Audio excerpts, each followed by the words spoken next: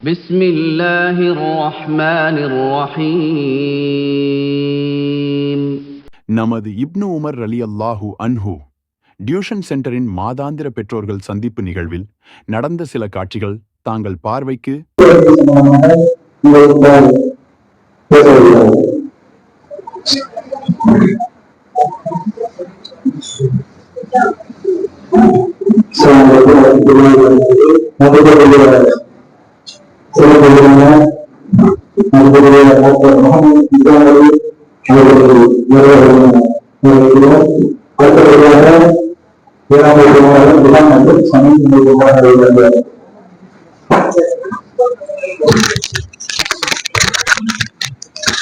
Assalamualaikum, என் பெயர் மோகன். என் பெயர் தினோல். நாங்கள் மூன்று அடிப்படையை பற்றி கூறுகிறோம். நம்மிலுள்ள ஒவ்வொரு அடியாரும் அவரை மறைந்த பின் அவருடைய 3 மாதான கேள்விகள் கேட்கப்படும். அந்த கேள்விகள் மன்னரையில் அவரை வைக்கப்படும். 2 மகத்தான வானவர்கள் ஏற்பார்கள். அந்த கேள்விகள் என்னென்ன? மண் ரபுகள் உனது இறைவன் யார்? எனது இறைவன் அல்லாஹ், அவன்தான் தன் அருளால் என்னையும் உலகத்தில் உள்ள அனைத்தையும் படைத்து பரிபாலிக்கின்றான். அவன்தான் எனக்கு வணக்கத்துக்குரியவன். அவனை தவிர வணக்கத்துக்குரியவன் எனக்கு வேற யாரும் இல்லை. என் பெயர் ஹாசித் அகமது. நான் அல்லாவின் பெயர்கள் எக்ஸில் அவற்றுக்கு அர்த்தம் கூற வந்துள்ளேன். அல் மலிகு அரசன், அல் குத்தூசு மிக பரிசுத்தமானவன், அஸ்ஸலாமு சாந்தி அளிப்பவன், அல் முஹ்மினு அபயம் அளிப்பவன், அல் முஹைமினு கண்காணிப்பவன், அல் அதீது அனைவரையும் மிகைத்தவன், அல் ஜப்பாரு அடக்கி ஆள்பவன், அல் முத்தகப்பிரு பெருமை கூறியவன், ஹுவல்லாஹுல்லதி லா இலாஹ இல்லாஹு மலிகுல் குத்தூஸ் ஸலாமு அல் முஹ்மினு அல் முஹைமினு அல் அதீது அல் ஜப்பாரு அம்மாய் சுப்ஹான அம்மாய் திரிகோன். பொருள்: அவன்தான் அல்லாஹ், அவனை தவிர வணக்கத்துக்குரிய நாயகன் வேறு இல்லை. அவன் அரசன், மிக பரிசுத்தமானவன், சாந்தியளிப்பவன், கண்காணிப்பவன், அபயம் அளிப்பவன், அனைவரையும் மிகைத்தவன், அடக்கி ஆள்பவன், பெருமை கூறியவன், அவர்கள் இணை வைப்பதை விட்டும் அல்லாஹ் மகா பரிசுத்தமானவன். அஸ்ஸலாமு அலைக்கும் வரஹ்மத்துல்லாஹி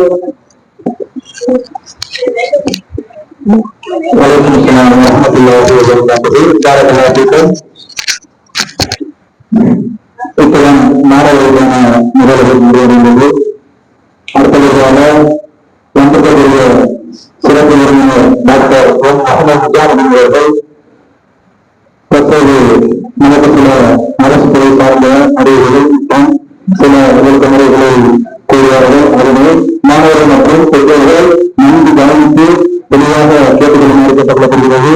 இது முடிந்த பிறகு அவர்கள் கூறிய அறிவுரைகள் என்று சில கேள்விகள் கேட்கப்படும். ஆனால் குறிப்பாக அனைவரும் கவனித்துக் கொள்ள கேட்டுக்கொள்ள முடியும்.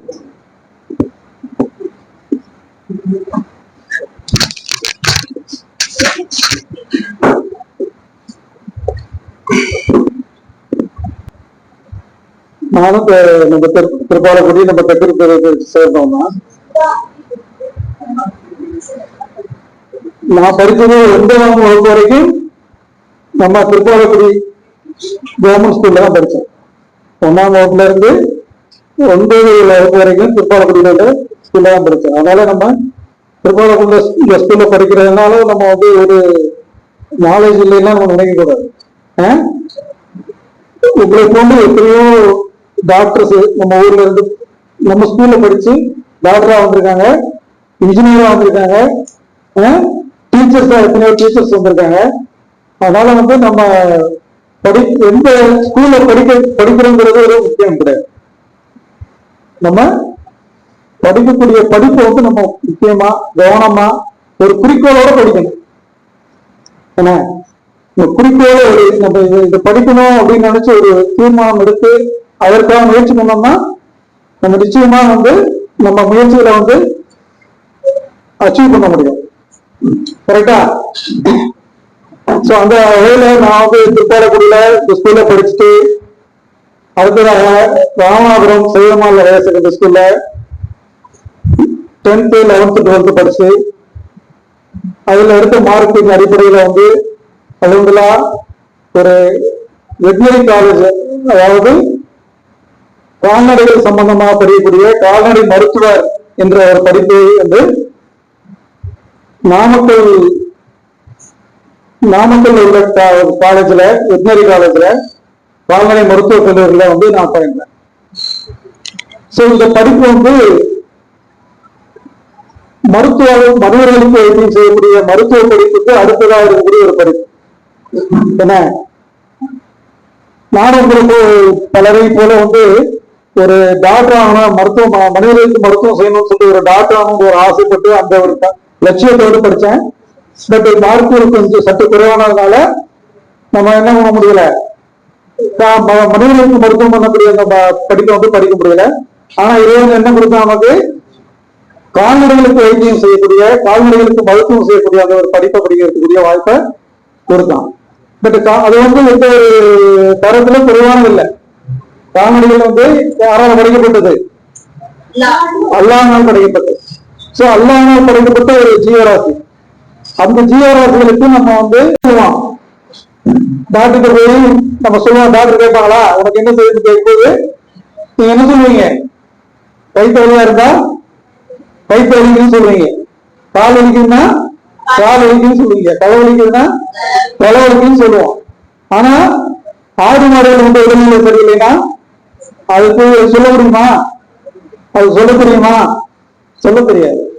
சோ அப்ப அந்த தன்னுடைய உடல்நலத்தை குறைபாடை வந்து தன் வாயினால சொல்ல முடியாத ஒரு ஜீவராசிகளுக்கு அதனுடைய அறிகுறிகளை வைத்து இதற்கு இங்கதான் செய்யுது அப்படின்னு சொல்லிட்டு நம்ம அது சம்பந்தமா படிச்சு அதை வந்து நம்ம உணர்ந்து அதற்கு வைத்தியம் செய்யக்கூடிய அந்த வைத்திய முறை இருக்குல்ல, அந்த வைத்திய முறை வந்து நம்ம வந்து சற்று உயர்வான ஒரு வைத்திய முறையாக தான் வந்து எல்லாராலும் வந்து கருதப்படும். சோ அதை வந்து நம்ம மனிதர்களுக்கு மருத்துவம் செய்யணும் அப்படின்னு நம்ம வந்து ஆர்வப்பட்டு நம்ம அதை படிச்சிருந்தாலும் அது கிடைக்காத பட்சத்துல கால்நடைகளுக்கு வைத்தியம் பண்ணக்கூடிய அந்த வாய்ப்பு எல்லாம் தரும்போது நம்ம என்ன செய்யணும், அதை வந்து நம்ம உறுதியா எடுத்துக்கிட்டு அதுல வந்து நம்ம வந்து சக்சஸ்ஃபுல்லா செயல்படணும். சோ அப்போ நம்ம வந்து எந்த ஒரு படிப்பை எடுத்துக்கிட்டாலும் அது விரும்பி படிக்கணும். கடமைக்காக அம்மா அப்பா சொல்றாங்க, டீச்சர் சொல்றாங்க, டீச்சர் இன்னைக்கு ஹோம்ஒர்க் சொல்லிட்டாங்க அதெல்லாம் செய்யணும் அப்படின்னு செய்யறத விட நம்ம வந்து ஒரு குறிக்கோள் எடுத்து வச்சுக்கணும். இப்ப இருந்தே வந்து நமக்கு அந்த குறிக்கோளை வந்து உள்ளத்துல வந்து நான் இந்த டாக்டர் ஆகணும், நான் வந்து டீச்சர் ஆகணும், நான் வந்து ஒரு இன்ஜினியர் ஆகணும், ஒரு சாஃப்ட்வேர் இன்ஜினியர் ஆகணும், நான் ஒரு கலெக்டர் ஆகணும். கலெக்டராக நினைக்கிறதும் தப்பு கிடையாது, எல்லாராலும் முடியும், எல்லாராலும் எல்லாமும் சாத்தியம். இறைவனுடைய அருள் இருந்தாலும் நம்முடைய முயற்சியும் இருக்கணும், இறைவனுடைய அருள் கட்டாயம் கிடைக்கும். முயற்சித்தாலும் அல்லாஹ்வுடைய உதவி கட்டாயம் கிடைக்கும். நம்ம வந்து எதை தேடி போறோமோ நம்ம வந்து என்ன கேட்டு இன்னமும் ஆமால் நியர், நம்ம என்ன நம்ம உள்ளத்துல நினைக்கிறோமோ அதுதான் நமக்கு அல்லாஹ் தஆலா ஏற்படுத்தும். நம்ம நினைக்கிறது தேடிதான் நம்மளுடைய முயற்சிகள் அமையும். அப்ப இந்த முயற்சிகள் அடிப்படையில் நம்ம பார்க்கும்போது நம்மளுடைய நியத்தை வந்து ஆட்டோமேட்டிக்கா அல்லாஹ் தஆலா நிறைவேற்றி கொடுப்போம். சரியா?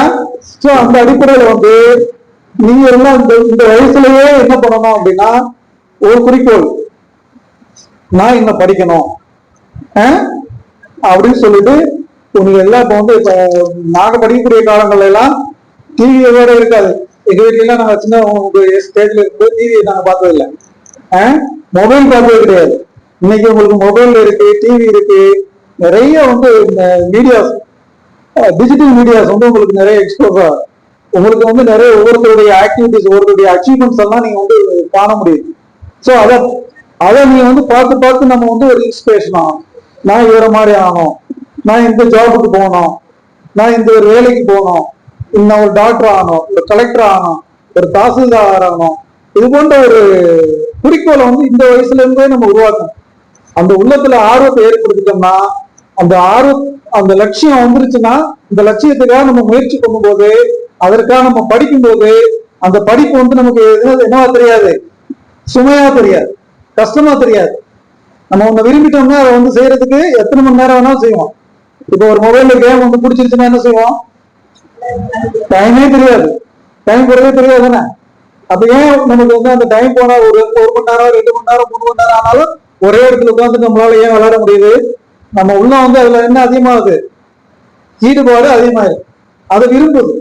சோ அந்த விருப்பத்தை நம்ம என்ன செய்யணும் அப்படின்னா நம்ம லட்சியத்தை அடையிறதுக்கான ஒரு விருப்பமா நம்ம படிப்பின் மேல வந்து கொண்டு வந்துடும்.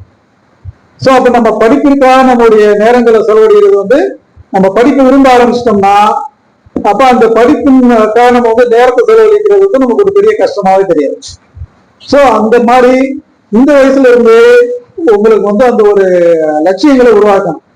இதுல யாரெல்லாம் வந்து நான் என்ன வாகனம் சொல்லிட்டு ஒரு குறிக்கோளோடு இருக்கக்கூடிய ஸ்டூடெண்ட்ஸ் ஒரு சொல்லுங்க, ஒரு 10 பேர் சொல்லுங்க, நான் என்ன வாங்கணும்னு மனசுல நினைச்சிருக்கேன் சார் அப்படின்னு சொல்லுங்க. சொல்லுங்க, ஜஸ்ட் நீங்க வெட்கப்படவே கூடாது. வெட்கம்னா உங்களுடைய வந்து சாதனையில வந்து மறைக்கக்கூடியது வந்து எது? வெட்கம் தான். அதனால இப்ப உங்களுக்கு இந்த இதுல வந்து ஸ்கூல்ல ஸ்பெஷல் ட்ரைனிங் எப்படி கொடுக்குறாங்க, எதுக்காக வந்து மயக்க பிடிச்சி உங்களை எல்லாம் பேச வைக்கிறாங்க அப்படின்னா நீங்க வந்து அந்த ஒரு வெட்ட உணர்வு எல்லாம் அந்த ஷை உணர்வு எல்லாம் போயிடும். அதனால நீங்க ஒவ்வொருத்தரா சொல்லுங்க. நீ சொல்லுங்க, பேர் என்னதான்? இன்சாஃப் அலியா? நீங்க என்ன ஆகணும்? இன்ஷால்லா சிவில் இன்ஜினியரா ஆகணும். இன்ஷால்லா அல்லாஹ் கபூல் செய்வாங்க. அடுத்து நீங்க சொல்லுங்க. சயின்டிஸ்ட் ஆகணும். Very good, very good. சயின்டிஸ்ட்னா ஒரு விஞ்ஞானி.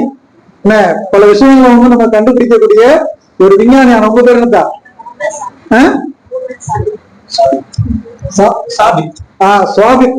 சாபித்தோட வந்து ஒரு கனவு வந்து ஒரு சயின்டிஸ்ட் தான். நம்ம வந்து அப்துல் கலாம் தெரியுமா? அப்துல் கலாம் எல்லாருக்கும் தெரியுமா? அவர் என்ன சொல்றாரு? அவர் போறக்கூடிய மீட்டிங்ல எல்லாம் என்ன சொல்றாரு? நல்ல உங்களுடைய கனவுகளை பெரிய கனவா காணுங்க அப்படிமா. கனவுன்னு என்ன? தூங்கிட்டு கனவு காண சொல்லல அவரு. நம்ம வந்து நம்ம இதாகணும் அதாகணும்னு சொல்லிட்டு நம்ம பெரிய கனவாகணும், அதையே நினைக்கணும். நம்ம இப்போ டாக்டர் ஆனா நான் டாக்டர் ஆனா எப்படி இருப்பேன், இந்த மாதிரி இருப்பேன், இந்த மாதிரி வேலைகளுக்கு உதவி செய்வேன், இந்த மாதிரி ஒவ்வொரு லட்சியங்களை வந்து நம்ம வந்து பெரிய பெரிய கனவா காணும். ஐயோ நான் வந்து நம்ம ஊர்ல திருப்பாலக்குள்ள தானே படிக்கிறேன், என்னால அதாக முடியுமா இதாக முடியுமாலாம் நினைக்க கூடாது. நம்ம நினைக்கக்கூடிய கற்பனைகள் வந்து நம்மளுடைய கனவுகள் வந்து பெரிய பெரிய கனவுகளா வைக்கணும். அப்பதான் நம்முடைய உள்ளம் வந்து அதை அடையிறதுக்கான முயற்சிகளை வந்து தேடும். சரியா? அதனைத் தொடர்ந்து சிறப்பு விருந்தினர் அவர்களை கௌரவிக்கும் விதமாக அன்பளிப்பு வழங்கப்பட்டது. பிறகு நமது டியூஷன் சென்டரில் சிறந்து விளங்கும் மாணவர்களுக்கு தகுதி வாரியாக பரிசுகள் வழங்கப்பட்டது. அல்ஹம்துலில்லாஹ்.